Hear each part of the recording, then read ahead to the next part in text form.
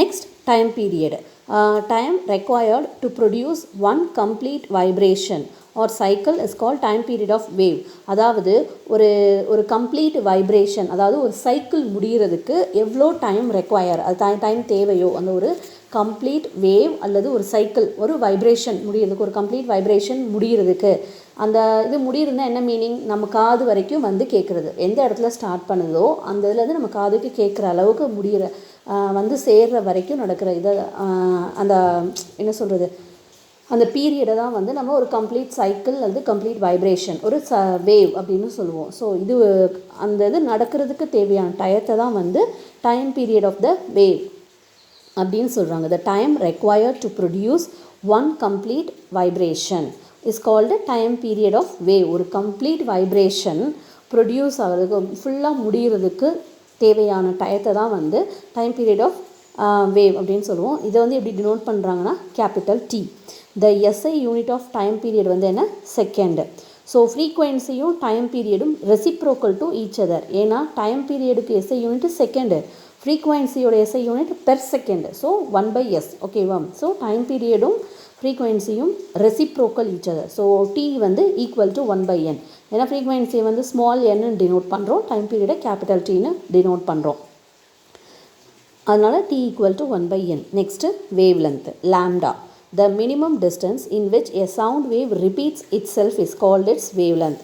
அதாவது ஒரு மினிமம் டிஸ்டன்ஸில் சவுண்ட் வேவ் ரிப்பீட் ஆகும். இப்போ பாருங்களேன், இந்த டயக்ராமில் வேவ் லென்த் வந்து எங்கே கேல்குலேட் பண்ணியிருப்பாங்க, இது ஒரு சைக்கிள், ஒரு wave.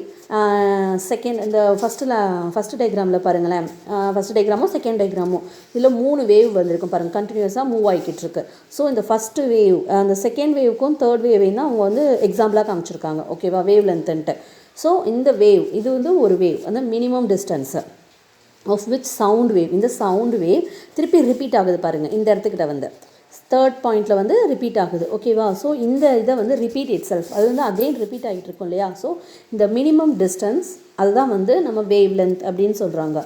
In a sound wave the distance between the centre of 2 consecutive compressions or 2 consecutive rarefactions is also called wavelength. அதாவது சவுண்ட் வேவில் நம்ம ஒரு காயிலை வந்து ஃபார்வர்ட் அண்ட் பேக்வேர்டில் மூவ் பண்ணோம்னா சம் பார்ட் வந்து கம்ப்ரெஷன் ஆகும், சில பார்ட் வந்து கொஞ்சமாக சேர்ந்துருக்கும், சில பார்ட் ரேர் ஃபேக்ஷன்ஸ் தான் விரிஞ்சிருக்கும். நம்ம படித்தோம் இல்லையா ப்ரீவியஸ் கிளாஸில், அதுதான் சொல்கிறாங்க.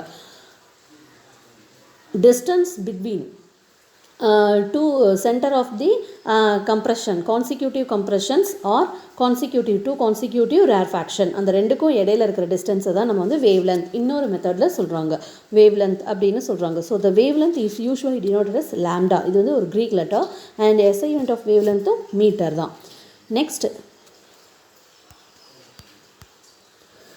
Next velocity or speed.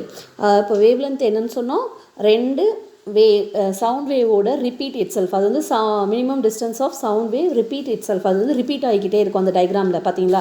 அதுதான் வந்து அந்த ரெண்டு வேவ்க்கும் இடையில இருக்கிற மினிமம் டிஸ்டன்ஸை தான் நம்ம வந்து கேல்குலேட் பண்ணுறது தான் லாம்டா வேவ் லென்த் அப்படின்னு சொல்லிட்டோம்.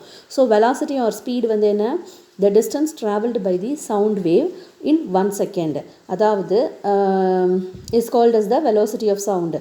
அந்த வெலாசிட்டியை நம்ம ஸ்பீடுன்னு சொல்லலாம். ஓகேவா? அதாவது ஒரு செகண்டில் எவ்வளோ ஸ்பீடில், எவ்வளோ டிஸ்டன்ஸில் வந்து அந்த சவுண்டு வந்து ட்ராவல் ஆகுது, ஒரு செகண்டில் அந்த சவுண்ட் எவ்வளோ டிஸ்டன்ஸில் ட்ராவல் ஆகுது அப்படிங்கிறத சொல்கிறது தான் ஸ்பீடு. ஸ்பீடோட ஸ்பீட் இல்லைனா வெலாசிட்டி அப்படின்னு சொல்லுவோம். இது SI யூனிட் ஆஃப் வெலாசிட்டி என்னது, மீட்டர் பெர் செகண்ட். ஓகேவா? ஸ்பீடு வந்து டிஸ்டன்ஸ் பை டைமு, ஒரு செகண்டில் எவ்வளோ டிஸ்டன்ஸ் வந்து இந்த சவுண்ட் ட்ராவல் ஆகுது அப்படின்னு சொல்லுவோம். ஸோ வெலாசிட்டியோட SI யூனிட் என்ன, மீட்டர் பெர் செகண்ட். ஸோ இன்றைக்கி இதை பார்த்துருங்க, உங்களுக்கு இது நல்லா புரிஞ்சிருக்கும். Characteristic of sound wave.